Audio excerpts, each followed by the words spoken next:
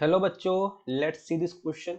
When this ether compound is treated with proton acid, a resonance stabilized cation is produced.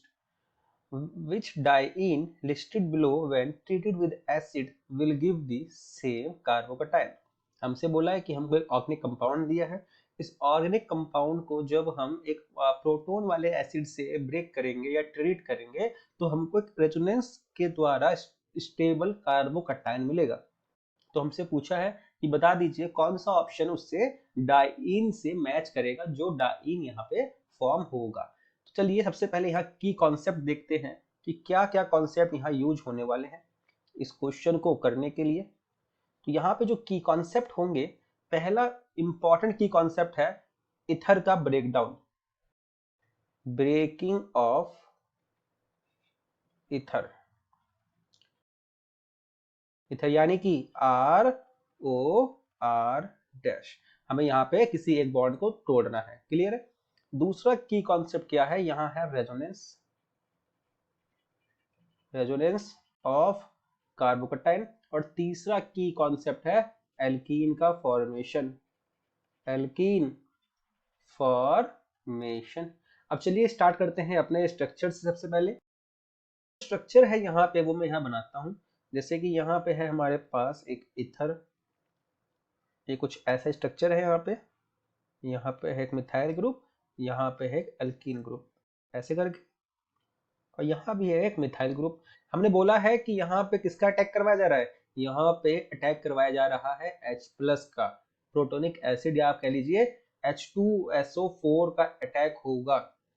अब यहाँ पे H+ जब attack करेगा तो वो इस पे अटैक करेगा, इस ऑक्सीजन पे लोन पेयर है, इस पे अटैक करेगा। जैसे ही इस पे अटैक करेगा तो ऑक्सीजन को अपना बॉन्ड तोड़ना पड़ेगा। क्यों, मैं आपको दिखाता हूँ। यहाँ से ऐसा है कुछ स्ट्रक्चर हमारा, कुछ इस तरह से।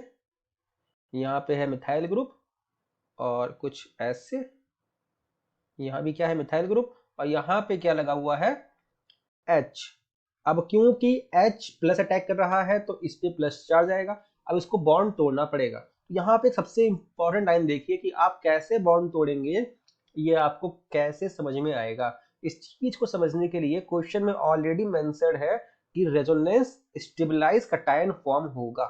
तो अगर रेजोनेंस स्टेबलाइज कटायन फॉर्म होगा तो रेजोनेंस कैसे होगा, ये डबल बॉन्ड जो है, इस डबल बॉन्ड के साइड में कोई पॉजिटिव चार्ज आ जाए तो रेजोनेंस फॉर्म हो सकता है। यानी कि जो मेरा बॉन्ड ब्रेक होगा वो ये वाला होगा। जैसे ही यहां से बॉन्ड ब्रेक होगा यहाँ पर आ जाएगा पॉजिटिव चार्ज। चलिए ये मैं करके दिखाता हूं आपको। तो यहाँ पे हमको क्या इंटरमीडिएट मिला, हमको यहाँ मिलेगा कुछ ऐसे, यहाँ पे है एल्कीन, क्लियर है, यहाँ मिथाइल ग्रुप, और यहाँ क्या है प्लस चार्ज, कार्बोकटायन स्टेबल है रेजोनेंस से, और फिर कुछ इस तरह से। और यहाँ पे क्या लग रहा है, यहाँ है हमारे पास OH। इतनी बात क्लियर है, ये हमारा क्या है OH है। अब देखिए पॉजिटिव चार्ज फॉर्म हो गया। अब क्या होगा, अब यहाँ पे ये जो पॉजिटिव चार्ज है और यहाँ लगा हुआ है एक H, ये H निकल जाएगा H+ की फॉर्म में और यहाँ पे एल्कीन का फॉर्मेशन हो जाएगा। एल्कीन कैसे बनेगा वो मैं दिखाता हूँ। यहाँ पे एक एल्कीन बनेगा, वो मैं दिखा देता हूँ।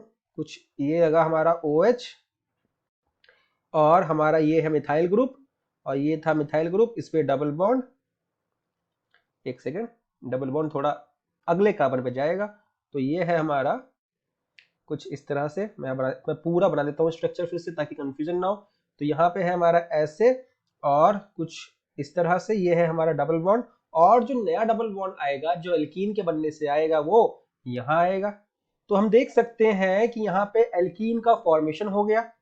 हमने रेजोनेंस देख लिया कार्बोकटायन का और हमने इथर के बॉन्ड भी ब्रेक कर लिए।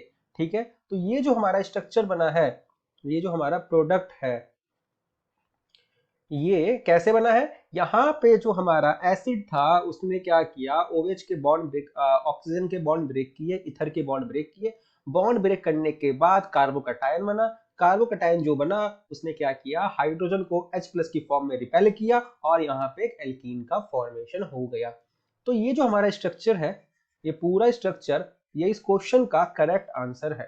इस क्वेश्चन का करेक्ट आंसर है। तो अगर हम इसको मैच करें तो ये स्ट्रक्चर हमारा मैच करेगा ऑप्शन नंबर बी से। Option number B should be the correct answer of this question. I hope you understood it well. All the